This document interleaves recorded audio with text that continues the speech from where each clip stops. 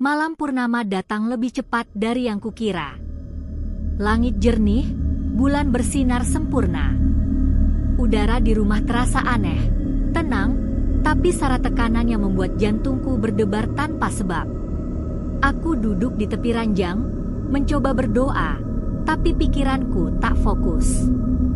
Di dalam cermin, aku melihat pantulan wajahku, lalu perlahan, pantulan itu tersenyum, tanpa aku tersenyum. Aku menahan napas. Ratna. Pantulan itu berbicara dengan suaraku sendiri. Waktunya hampir tiba, Nara.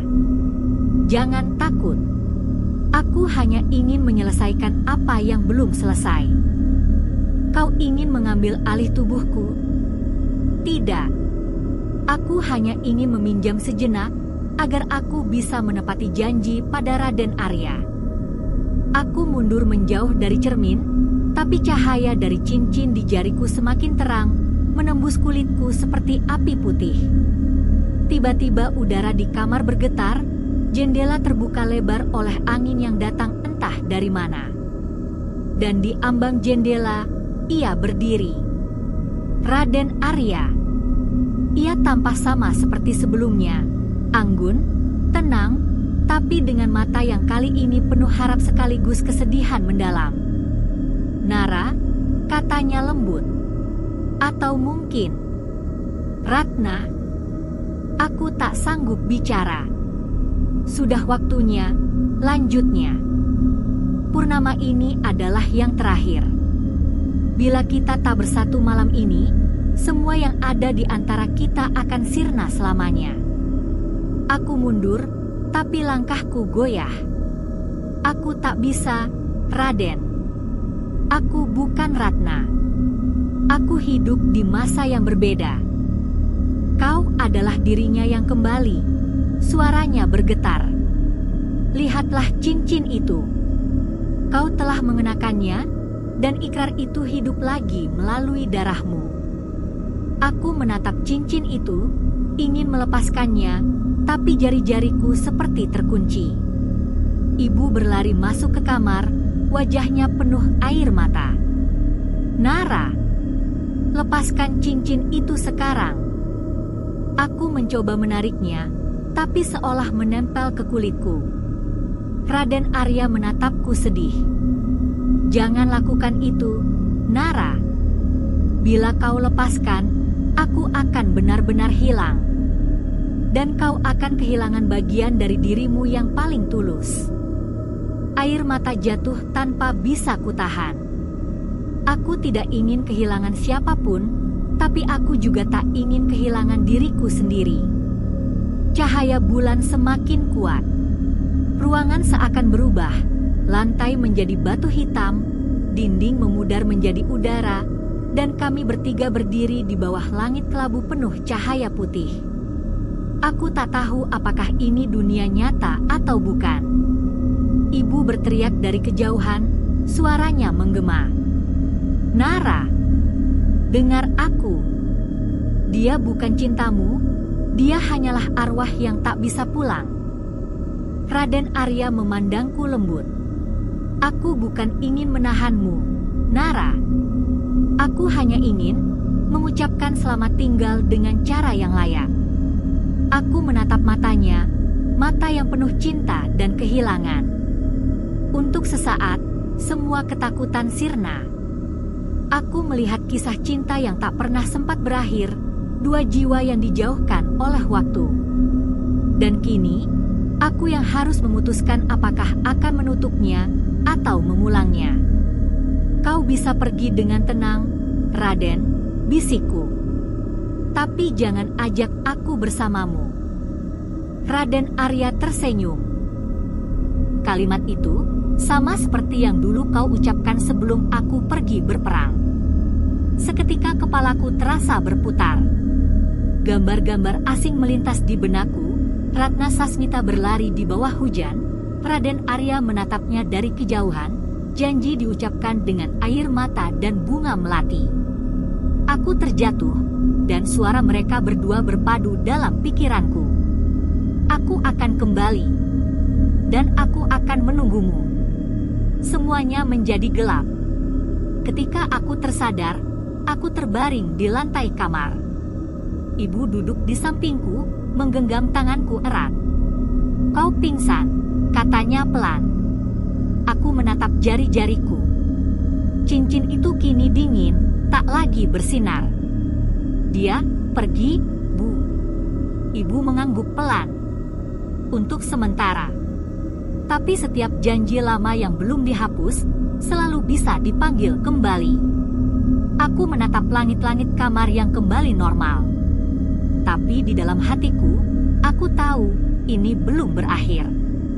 Masih ada sesuatu yang tertinggal di antara dunia kami.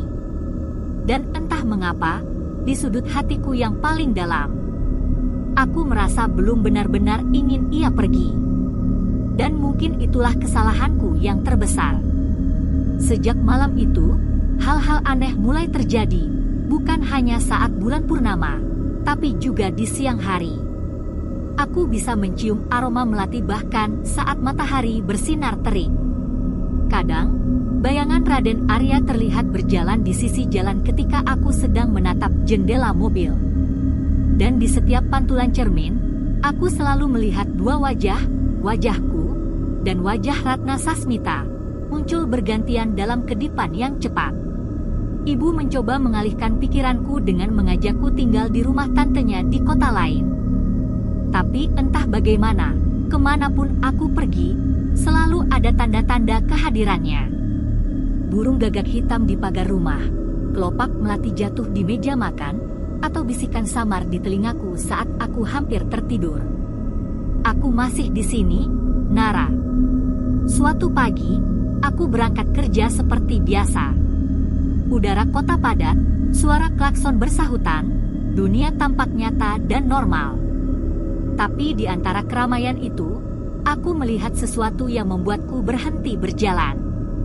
Di seberang jalan, berdiri seorang pria berpakaian putih lengkap dengan belangkon hitam, menatapku dengan mata yang tak mungkin salah kukenali. Raden Arya. Orang-orang berjalan melewatinya seolah ia tak ada. Tak satu pun menoleh. Tapi aku melihatnya jelas. Ia tersenyum padaku, senyum yang menenangkan sekaligus menakutkan. Aku terpaku di tempat. Suara di kepalaku berbisik, lembut namun mengguncang. Kau tak bisa melarikan diri dari sesuatu yang hidup di dalam jiwamu, Nara. Langkahku goyah. Dunia di sekelilingku mulai memudar. Gedung-gedung berubah menjadi rumah-rumah kayu tua, orang-orang menghilang satu persatu, dan di hadapanku, Raden Arya melangkah mendekat. Lihatlah, Nara. Ini dunia yang dulu kita tinggali. Aku berdiri di tengah halaman rumah Jawa kuno yang dikelilingi taman melati. Langit senja berwarna keemasan. Di kejauhan, terdengar suara gamelan lembut. Aku mengenali tempat ini, rumah Ratna Sasmita, seperti yang kulihat di foto lama. Bagaimana mungkin aku berada di sini? Tanyaku, gemetar. Kau tak kemana-mana, jawabnya. Kau hanya melihat kenangan yang menunggumu. Ia mendekat, menatapku dengan pandangan lembut yang membuat hatiku bergetar. Dulu, malam sebelum aku pergi berperang, kau berkata kau akan menungguku. Tapi saat aku pulang, hanya rumah kosong dan bunga melati kering yang tersisa. Kau pergi tanpa sempat berpamitan. Aku menatapnya, air mata menggenang. Aku bukan dia, Raden. Aku bukan Ratna. Tapi hatimu mengenaliku, bukan. Aku tak bisa menyangkal. Ada sesuatu di matanya yang membuatku merasa seolah aku telah mengenalnya seumur hidup, bahkan sebelum aku lahir. Tiba-tiba, semuanya bergetar. Langit senja berubah menjadi gelap, suara gamelan memudar menjadi gemuruh angin. Bayangan-bayangan hitam muncul di sekitar taman, berputar seperti kabut pekat. Raden Arya menatapku panik. Tidak, mereka datang terlalu cepat. Siapa mereka? Penjaga batas dunia. Mereka datang untuk memisahkan kita sebelum waktunya. Aku mundur, ketakutan. Tapi Raden Arya meraih tanganku erat-erat. Jika mereka berhasil, aku akan lenyap sepenuhnya, Nara. Aku tak akan punya kesempatan lagi untuk menepati janji. Tapi kalau aku menolongmu, aku bisa ikut terperangkap di dunia ini. Kau sudah terperangkap sejak pertama kali mengenakan cincin itu, katanya lirih. Cahaya dari cincin di jariku kembali bersinar terang, menembus kegelapan di sekitar kami. Kabut itu berputar semakin cepat, dan dalam kekacauan itu, aku mendengar dua suara sekaligus. Suara Raden Arya yang memanggil namaku, dan suara ibu yang berteriak dari kejauhan. Nara, lepaskan dia, nak. Jangan biarkan dia menahan jiwamu. Aku terombang-ambing di antara dua suara itu. Tanganku gemetar, setengah ingin melepaskan, setengah ingin bertahan. Raden, kalau aku membantumu, apa yang akan terjadi padaku? Kau akan tetap hidup, tapi takkan pernah sama lagi. Tiba-tiba cahaya putih menyilaukan mengelilingi kami. Aku menutup mata, dan saat kubuka kembali, aku sudah berada di kamar, dengan ibu duduk di sampingku, menggenggam tanganku erat. Ia menangis. Kau hilang selama 3 jam, Nara, tubuhmu dingin, matamu terbuka tapi tak sadar. Aku terdiam, menatap jari tanganku. Cincin itu kini berubah, warnanya gelap, tapi di dalam batu kecilnya kulihat sesuatu berkilau samar, seperti bayangan mata Raden Arya menatapku dari dalam. Bu, kataku pelan. Kalau cinta bisa bertahan lintas waktu, apa itu masih disebut cinta? Atau justru kutukan? Ibu menatapku lama, lalu menjawab dengan lirih. Cinta sejati selalu minta pulang, nak. Tapi tak semua rumah masih bisa ditempati. Aku menunduk. Karena di dalam hatiku, aku tahu, cinta yang satu ini belum selesai. Dan purnama berikutnya akan menjadi penentuan akhir, apakah aku masih bisa menjadi Nara, atau selamanya Ratna. Hari-hari setelah itu berjalan seperti mimpi yang tak bisa kubedakan dari nyata. Kadang aku bangun di pagi hari dan mendapati rambutku sudah disanggul rapi seperti pengantin Jawa, meski malam sebelumnya aku tidur biasa. Kadang aku menemukan sepucuk surat bertuliskan tinta emas di meja rias, dengan tulisan halus yang bukan milikku. Aku sudah menunggumu. Ibu semakin panik. Ia tak lagi membiarkanku sendirian, bahkan saat aku tidur. Namun setiap kali aku memejamkan mata, aku bisa mendengar suara Ratna berbisik di telingaku, lembut tapi menekan. Izinkan aku meminjam tubuhmu hanya semalam saja, Nara. Setelah itu, semuanya akan selesai. Aku ingin menolak, tapi tubuhku terasa semakin bukan milikku sendiri. Ketika aku menatap cermin, pantulan Ratna makin sering muncul. Wajahku berganti-ganti antara masa kini dan masa lalu, seolah dua dunia sedang berebut tempat di dalamku. Suatu sore, ibu memanggil seorang sesepuh desa bernama Nyai Raras, perempuan tua dengan sorot mata tajam dan tenang. Ia datang dengan pakaian serba putih, membawa kendi kecil berisi air bunga dan dupa. Begitu masuk ke rumah, ia langsung menatapku lama. Dia sudah terlalu dalam, katanya perlahan. Maksud Nyai, tanya ibu cemas. Jiwa anakmu sudah bersentuhan dengan masa lalu.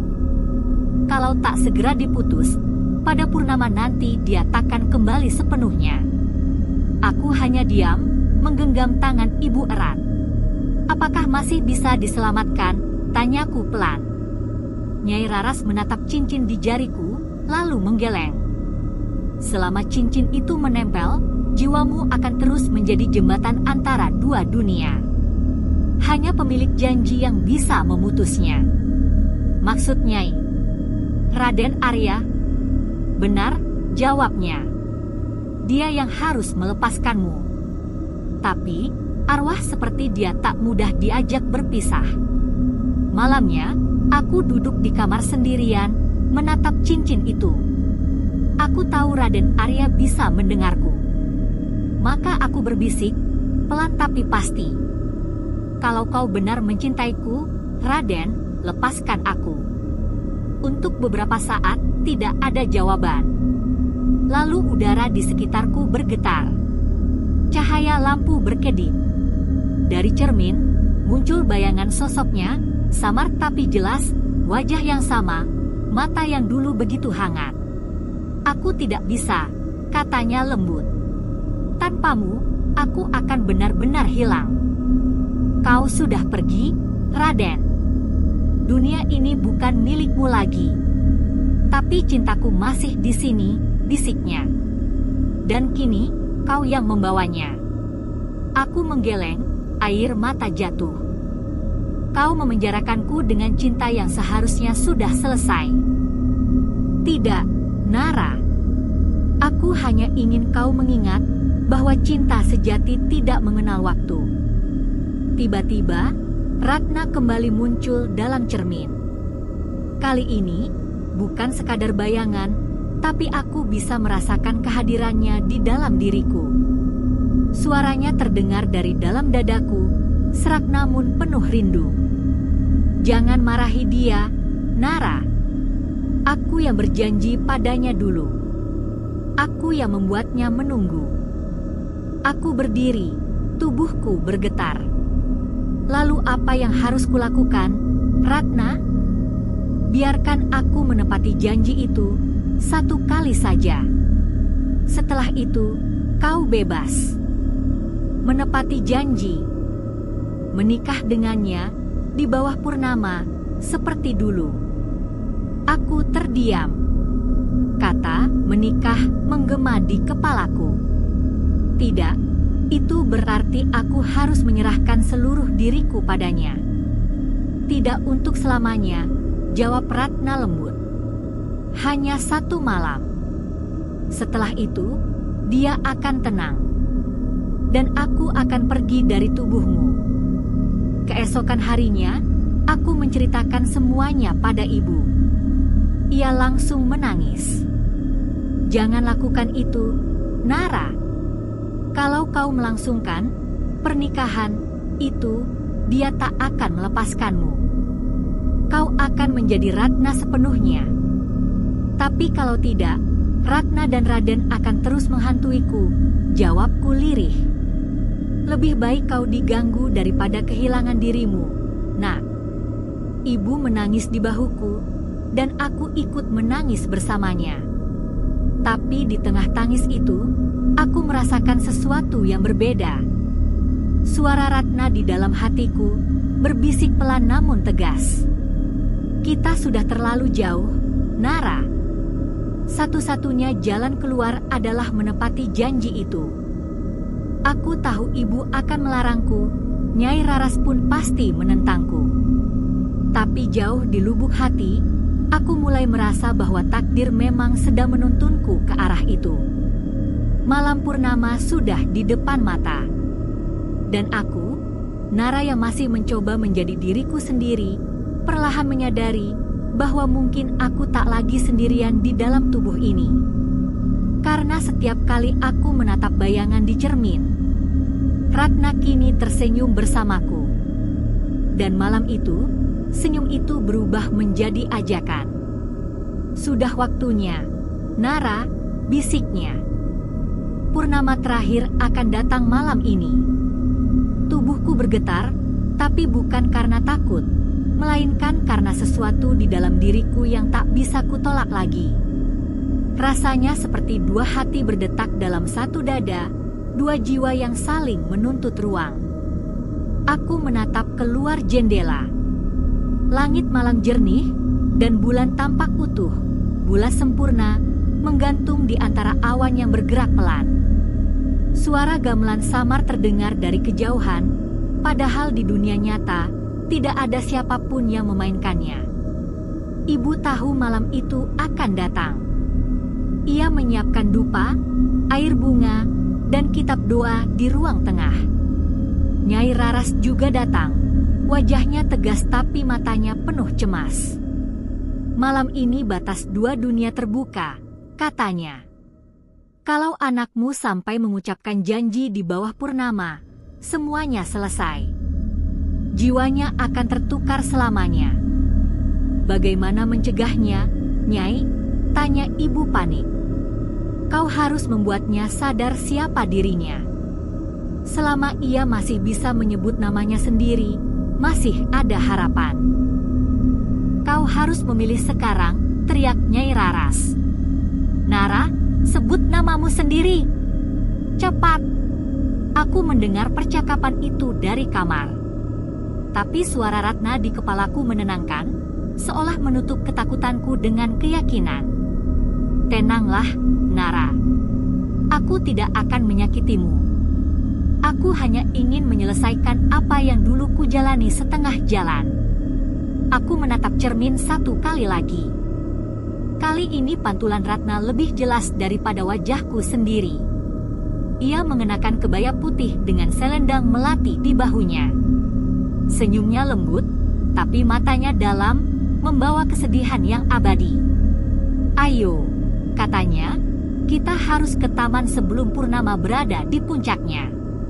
Langkahku terasa ringan, seolah bukan aku yang menggerakkannya. Aku berjalan keluar kamar, melewati lorong rumah, sementara ibu dan Nyai Rara sedang sibuk menyiapkan doa. Mereka tidak menyadari aku sudah tak di sana. Begitu pintu terbuka, udara malam menyambut dengan aroma melati yang pekat. Di taman belakang, pohon Kamboja tua bergetar pelan, dan di bawahnya, bunga-bunga melati mekar semua, seolah bersiap menyambut sesuatu yang sakral.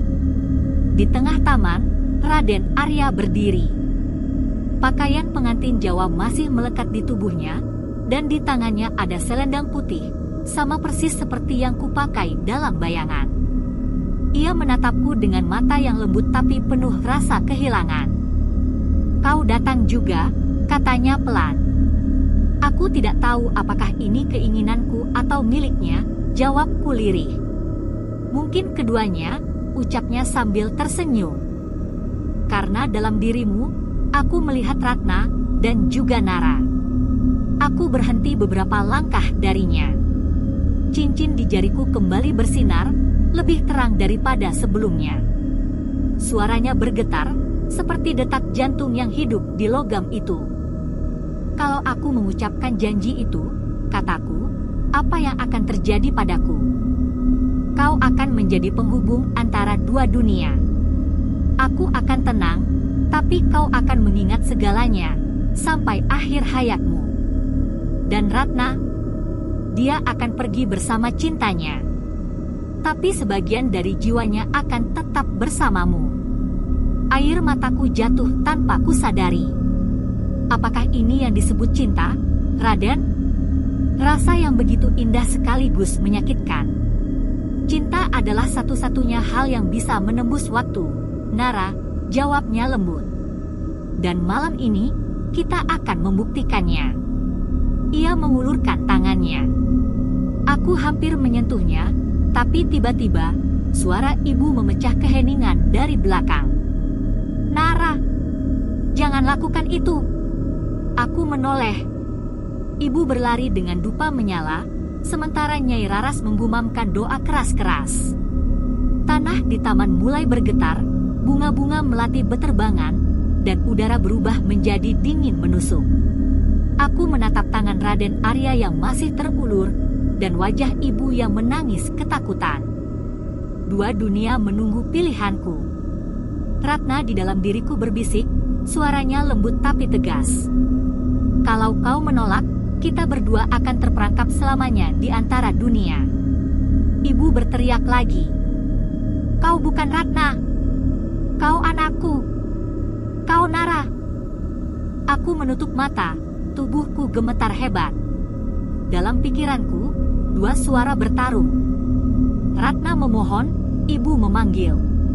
Cahaya purnama menyilaukan. Dan aku berteriak dari dalam jiwaku yang terbelah dua. Namaku. Nara. Sekejap kemudian, cahaya putih meledak dari cincin di jariku. Suara gamelan berhenti. Angin berhenti. Semuanya hening. Ketika ku buka mata, Raden Arya tidak lagi berdiri di depanku. Yang tersisa hanya aroma melati yang samar dan bisikan lembut, nyaris seperti angin. Terima kasih, Nara. Sekarang aku bisa pergi dengan tenang. Aku jatuh berlutut, menangis di pangkuan ibu. Cincin di jariku pecah perlahan, meninggalkan bekas hangat di kulitku. Langit mulai cerah. Purnama meredup. Dan untuk pertama kalinya sejak semuanya dimulai, aku merasa tubuhku sepenuhnya milikku sendiri. Tapi di kejauhan, di antara dedaunan Kamboja yang bergoyang, aku melihat siluet dua sosok berpakaian putih berjalan menjauh sambil bergandengan tangan, Ratna dan Raden Arya. Mereka menoleh sejenak, tersenyum padaku, lalu lenyap bersama cahaya pagi. Tapi ketika sinar matahari benar-benar menyentuh wajahku, aku sadar tidak semuanya pergi bersamanya. Aroma melati masih samar di udara. Dan di tengah taman, di tempat Raden Arya berdiri tadi malam, masih ada seuntai selendang putih tergeletak, setengah tertimbun tanah dan bunga-bunga gugur. Aku mendekat perlahan. Tanganku gemetar ketika meraihnya. Selendang itu masih hangat, seolah baru saja disentuh oleh seseorang. Aku menatapnya lama, lalu memeluknya. Air mataku jatuh begitu saja. Terima kasih, bisikku, entah untuk siapa. Hari-hari berikutnya berjalan seperti mimpi yang tak sepenuhnya nyata. Rumah terasa tenang, tapi tenang yang aneh, seperti setelah badai besar, ketika semuanya tampak utuh di luar, padahal di dalam masih bergemuruh. Ibu lebih banyak diam. Setiap kali menatapku, matanya lembut, tapi juga menyimpan rasa takut. Kau yakin sudah tidak ada yang mengikutimu lagi, Nara? Tanyanya suatu pagi. Sudah, Bu, jawabku dengan tersenyum. Ia sudah pergi. Tapi jauh di lubuk hatiku, aku tahu, sebagian dari Ratna masih bersamaku. Kadang, ketika aku berdiri di depan cermin, aku bisa merasakan kehangatan lembut di balik punggungku, seolah ada seseorang berdiri di sana, menatap dengan kasih. Aku mulai menulis lagi. Setiap malam, aku menulis kisah cinta Ratna dan Raden Arya dalam buku harian, bukan sebagai kutukan, tapi sebagai kenangan. Tulisan itu mengalir begitu saja, seolah tanganku digerakkan oleh dua jiwa yang ingin meninggalkan jejak terakhir mereka di dunia. Kau bahagia sekarang, Ratna? Tanyaku pelan suatu malam sambil menatap buku terbuka. Dan di antara deru angin, samar terdengar jawaban lembut seperti napas. Aku bahagia karena kau masih hidup untukku. Aku tersenyum. Tak ada ketakutan lagi. Karena untuk pertama kalinya, aku merasa bisa berdamai, bukan hanya dengan masa lalu, tapi juga dengan diriku sendiri.